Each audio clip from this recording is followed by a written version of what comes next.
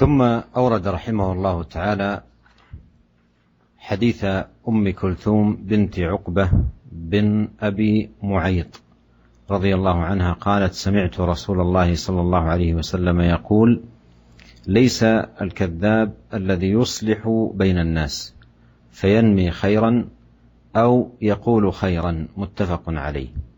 وفي رواية مسلم زيادة قالت: ولم أسمعه يرخص في شيء مما يقوله الناس إلا في ثلاث، تعني الحرب والإصلاح بين الناس وحديث الرجل امرأته وحديث المرأة زوجها.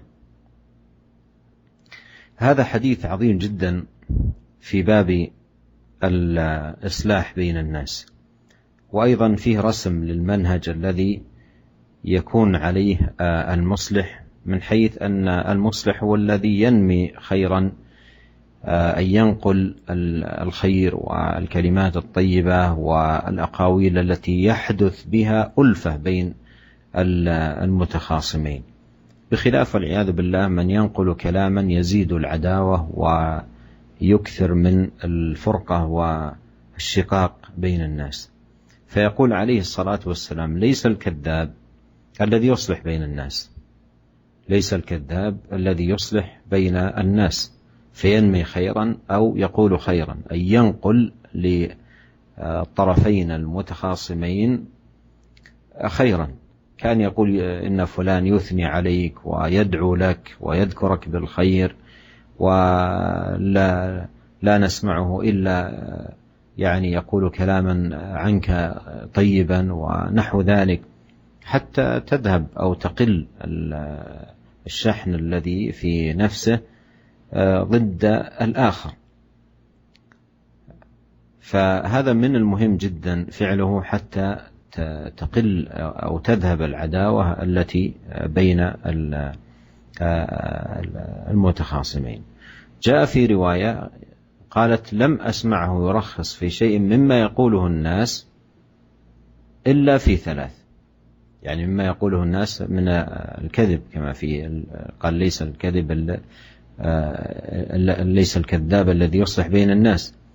فقالت: إلا في ثلاث، تعني الحرب، والحرب خدعة، والإصلاح بين الناس. والإصلاح بين الناس يعني أن تنقل للآخر حتى لو لم تسمعه مثلا صريحا يدعو له، وقلت إن فلان يدعو لك، باعتبار أنه مثلا يصلي ويقول: السلام علينا وعلى عباد الله الصالحين. هذه دعوة تتناول كل مسلم. فإذا قلت مثلا يدعو لك ويثني عليك باعتبار ثناءه على عموم المسلمين أو شيء من هذا القبيل، وسعيت في تقريب وجهات النظر وإزالة الشحناء التي بينهم، فهذا لا شك أنه من أبواب الخير. كذلك حديث الرجل امرأته، وحديث المرأة زوجها، بحيث تزيد الألفة وتزيد المحبة، يعني حتى لو لم يكن مثلا لها في قلبه من المكانة والمنزلة، ثم أخذ يبالغ في محبته لها ومكانتها عنده وقدرها ونحو ذلك مما يزيد الألفة والمحبة، هذا أيضا لا بأس به لهذا المقصد العظيم، وهو قوة الرابطة الزوجية ودوام الألفة بين الزوجين. Kemudian hadis yang selanjutnya adalah hadis Ummu Kulthum binti Uqbah ibni Abi Mu'aid radhiyallahu anha. Beliau berkata, aku mendengar Rasulullah SAW bersabda, bukanlah seorang pendusta orang yang mendamaikan di antara manusia. Dia mengabarkan kebaikan atau mengatakan kebaikan. Muttafaqun alaih. Di dalam riwayat Muslim ada tambahan bahasanya Ummu Kulthum berkata, aku tidak mendengar Rasulullah SAW memberikan keringanan di dalam perkataan dusta yang diucapkan oleh manusia, kecuali di dalam 3 perkara. Yang pertama adalah al-harb, yaitu perang. Kemudian yang kedua adalah mendamaikan di antara manusia. Kemudian cerita atau ucapan seorang suami kepada istrinya. Dan ucapan seorang istri kepada suaminya. Para pendengar yang dimuliakan oleh Allah Subhanahu wa taala, hadis ini adalah hadis yang sangat agung di dalam bab mendamaikan di antara manusia.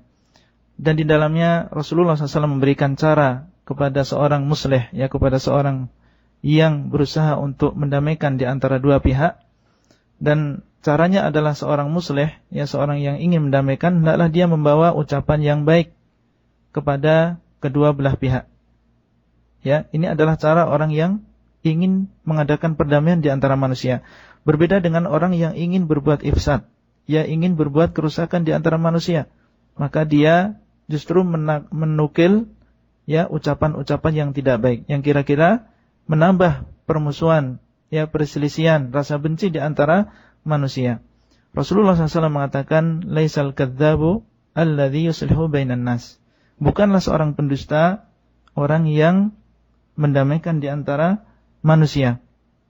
Ya, ini menunjukkan kepada kita, ya, bahwasanya berusaha untuk mendamaikan di antara manusia dengan membawa ucapan yang baik kepada kedua belah pihak, ya, meskipun terkadang, ya, ucapan ini tidak benar terjadi, ya, maka ini bukan seorang pendusta. Orang yang seperti ini bukan seorang pendusta. Ya, misalnya apabila seorang datang, ya, kepada salah satu dari pihak yang bersengketa, ya, kemudian dia mengatakan, ya, bahwasanya si fulan ini telah memujimu, ya, atau misalnya kita mengatakan, ya, bahwasanya aku tidak mendengar bahwasanya si fulan ini membicarakanmu atau menjelek-jelekanmu, ya, bahkan aku mendengar bahwasanya si fulan ini memujimu dan juga menyebutkan kebaikan untukmu, ya, supaya apa? Supaya berkurang, ya, kebencian yang ada pada diri saudara kita, atau bahkan bisa hilang, ya, apa yang ada di dalam hatinya. Dan ini tentunya adalah perkara yang sangat penting, ya, dimiliki oleh seorang muslim, ya.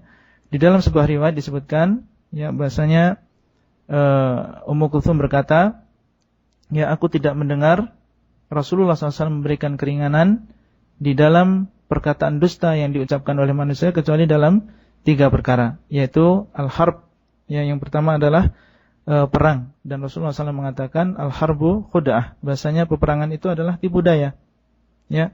Kemudian yang kedua adalah al-islahu bainan nas, yaitu mendamaikan di antara manusia, ya, mendamaikan di antara manusia. Terkadang, ya, kita mengatakan, ya, kepada pihak-pihak yang bertengkar, bersengketa, kita katakan bahwasanya si fulan itu mendoakan kamu dengan kebaikan, ya, mendoakan kamu dengan kebaikan, meskipun kita tidak jelas-jelas mendengar bahwasanya dia mendoakan kebaikan, ya. Jadi maksud kita adalah si fulan itu telah berdoa, misalnya di dalam sholat dia mengatakan assalamu alaina wa ala ibadillahi sholihin, ya, keselamatan atas kami dan juga hamba-hamba yang soleh. Ya kan, ini berarti dia mendoakan, karena orang yang bersengketa itu diharapkan dia termasuk orang-orang yang soleh.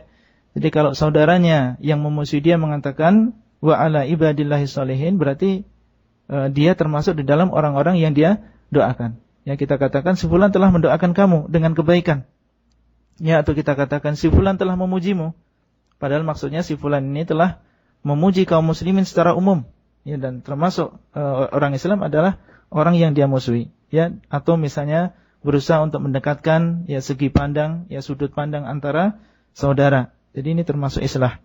Kemudian juga ucapan seorang suami kepada istrinya, ya, atau seorang istri terhadap suaminya, di mana ucapan ini terkadang tidak ada di dalam hatinya, ya. Misalnya seorang laki-laki dia tidak terlalu cinta, ya, kepada istrinya atau sebaliknya, ya, kemudian dia mengucapkan sebuah kalimat, ya, sebuah ucapan yang membuat gembira suaminya atau istrinya, ya, sehingga dia merasa dicintai dengan sebenar-benar cinta oleh pasangannya. Dan ini adalah sesuatu yang tidak mengapa untuk maksud yang besar, yaitu untuk islah di antara manusia.